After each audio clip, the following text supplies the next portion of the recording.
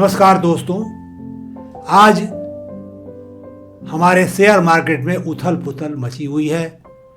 Investor घबराए हुए हैं कि क्या होने जा रहा है। सरकार भी परेशान है, विपक्ष आरोप पे आरोप लगा रहा है कि इकॉनमी खराब हो रही है, ये हो रहा है, वो हो रहा है। सवाल यह है कि ऐसा क्यों हो रहा है और इसका इलाज क्या है। दोस्तों, मैं आज के इस वीडियो में इसी विषय पे चर्चा करने जा रहा हूं कि आफ्टर ऑल जो शेयर मार्केट है वो जो बिहेव कर रहा है, ऐसा क्यों कर रहा है। इन्वेस्टर को क्या करना चाहिए, सरकार को क्या करना चाहिए, एकेडमिक इंस्टीट्यूशन को क्या करना चाहिए, बिजनेस स्कूल को क्या करना चाहिए। दोस्तों, मैं हूं रामचंद्र राय और आप देख रहे हैं प्रयास विकल्प। एक ऐसा चैनल है जो आपको एक यूजफुल इंफॉर्मेशन देके आपकी पर्सनालिटी को स्ट्रांग बनाता है। मैं लाइव सेशन भी लेता हूं विभिन्न विषयों पे, विचार मंच भी है हमारा, पर्सनालिटी डेवलपमेंट प्रोग्राम का मैं निर्देशन भी करता हूं और ये सुनिश्चित करने के लिए कि गरीब से गरीब व्यक्ति भी इसका लाभ उठा सके, मैं आपका सहयोग भी लेता हूं। अगर आपको इसके बारे में कुछ जानना है तो आप डिस्क्रिप्शन बॉक्स में जाइए, कुछ लिंक है, आप उसको क्लिक करिए, आपको सारी जानकारी मिलेगी और जैसा आप चाहें वैसा हमारी मदद करने का निर्णय ले सकते हैं। दोस्तों, आइए अब हम लोग आज के इस विषय पर चर्चा करते हैं जिसको लेके पूरा हंगामा मचा हुआ, चारों तरफ लोग डरे हुए हैं। आफ्टर ऑल ऐसा क्यों हो रहा है। दोस्तों, कुछ तो तात्कालिक रीजन आपको पता ही है कि अमेरिका में सरकार बदली है, ट्रंप जी वहां के राष्ट्रपति बने हैं, उन्होंने मेक अमेरिका ग्रेट अगेन का नारा दिया है, तमाम ड्यूटी लगा रहे हैं जो इंपोर्ट है उसके ऊपर, उसमें हिंदुस्तान भी अफेक्ट हो रहा है, कुछ कंपनीज डायरेक्टली उससे अफेक्ट हो रही हैं, माइग्रेशन वीजा को लेकर भी प्रॉब्लम कुछ है, उसको लेकर के भी नेगेटिविटी आ रही है। तो एक तो ये तात्कालिक रीजन आपको सामने दिख रहा है, लेकिन इसके अलावा आपको फंडामेंटल भी समझने की जरूरत है। ऐसी चीजें आती जाती रहती हैं। दोस्तों, जब आप शेयर मार्केट की बात करते हैं तो शेयर का मतलब क्या होता है, हिस्सेदारी, हिस्सा। तो अगर आप शेयर में पैसा लगाने को सोचते हैं तो आप ये मान के चलिए कि आप किसी कंपनी के शेयर में हिस्सेदार बन रहे हैं, किसी कंपनी के हिस्सेदार बन रहे हैं।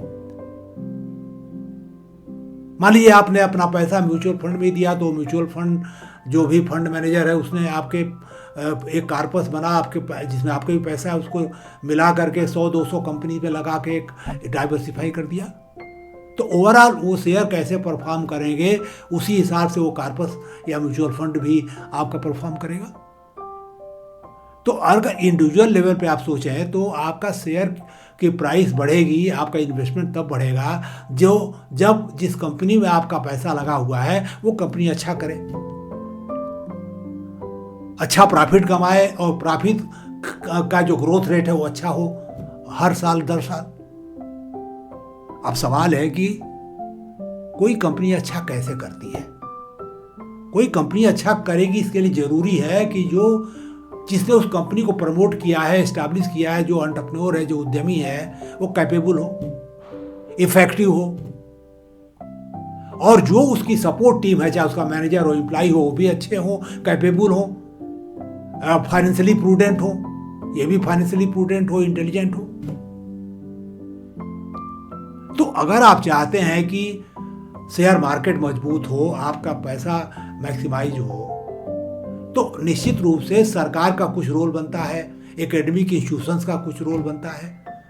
सरकार का रोल ये बनता है कि वो ईज ऑफ डूइंग बिजनेस को बेटर करें ताकि लोग अपना बिजनेस बैठा सकें, अननेसेसरी हर्डल ना क्रिएट करें, टैक्स सिंप्लीफाई करें, इंस्पेक्टर राज से मुक्ति दिलाएं उनको, और हर तरह का सपोर्ट दें इंफ्रास्ट्रक्चर।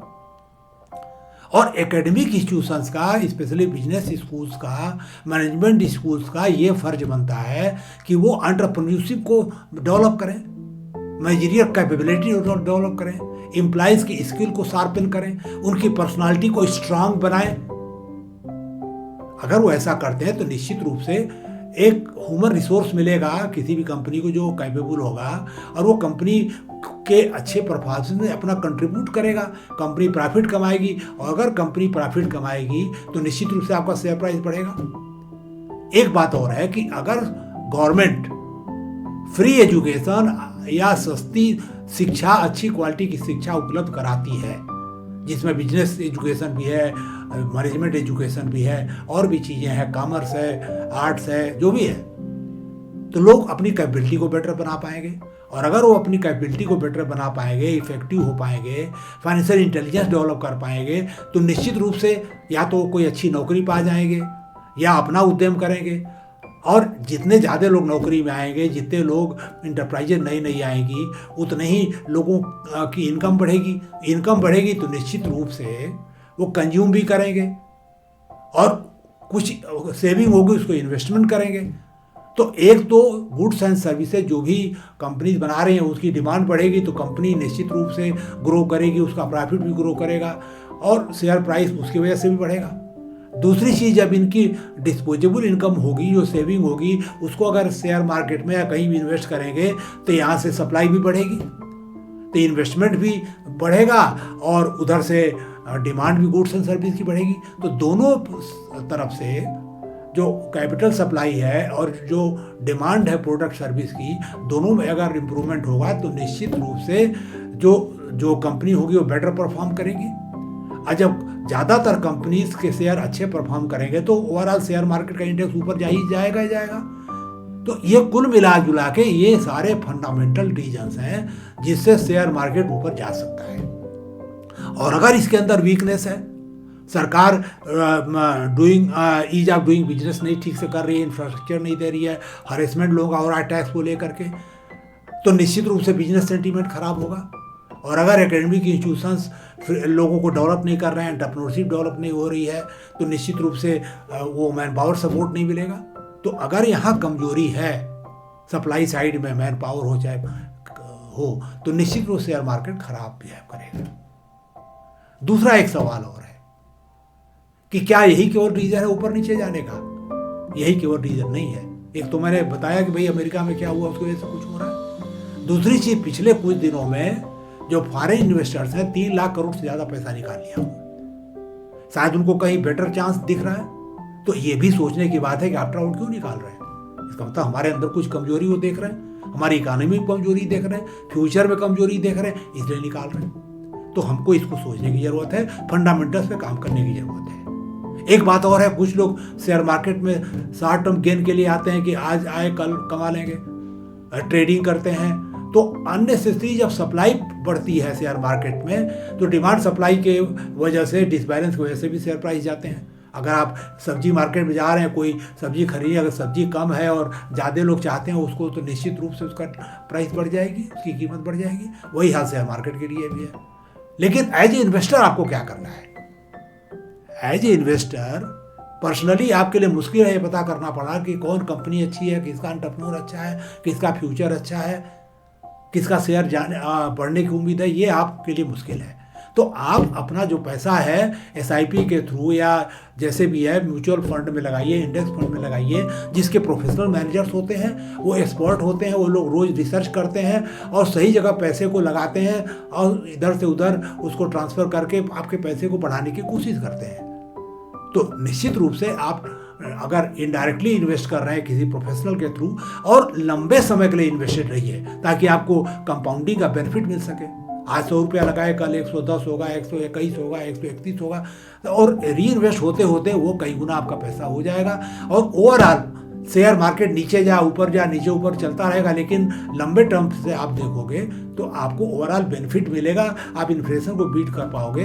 और over a period of time अगर प्रूडेंटली आप इन्वेस्टमेंट करते हो तो निश्चित रूप से आप अच्छा प्रॉफिट कमा सकते हो। शेयर मार्केट नीचे जा चाहे ऊपर जा, ये नीचे ऊपर का मामला चलता रहेगा। और अगर इकोनॉमी के फंडामेंटल स्ट्रांग है जैसा हमने बताया, तो शेयर मार्केट कभी भी क्रैश नहीं करेगा। अनलेस कोई मेजर चीज हो जाए तो उसके लिए नहीं कर सकते, कुछ भी हो सकता है। लेकिन जनरली आपको इसके गिरने उठने से डरने की जरूरत नहीं है। आप अपना एक इमरजेंसी फंड बना के अपने को पहले प्रोटेक्ट कर लीजिए कि आपके गाढ़े समय वो काम आए। उसके बाद जो पैसा है उसको SIP के थ्रू है जैसे भी आप बिना किसी भय के इसको इन्वेस्ट करिए, प्रोफेशनल को दीजिए जो उसको मैनेज करेंगे। आप देख लीजिए उसका परफॉर्मेंस पिछले कैसा कैसा रहा है और आप उसमें से चुन करके और डाल दीजिए, कुछ नहीं कुछ इंडेक्स फंड में डाल दीजिए, ऑटोमेटिकली वो आपको कुछ ना कुछ रिटर्न देता रहेगा। तो दोस्तों मैं नटसल में ये कहना चाहूँगा कि शेयर मार्केट के उतार चढ़ाव से डरने की जरूरत नहीं है, इसके फंडामेंटल को समझने की ज़रूरत है, लॉन्ग टर्म इन्वेस्टमेंट की ज़रूरत है और आपके अंदर फाइनेंशियल प्रूडेंस डेवलप करने की ज़रूरत है।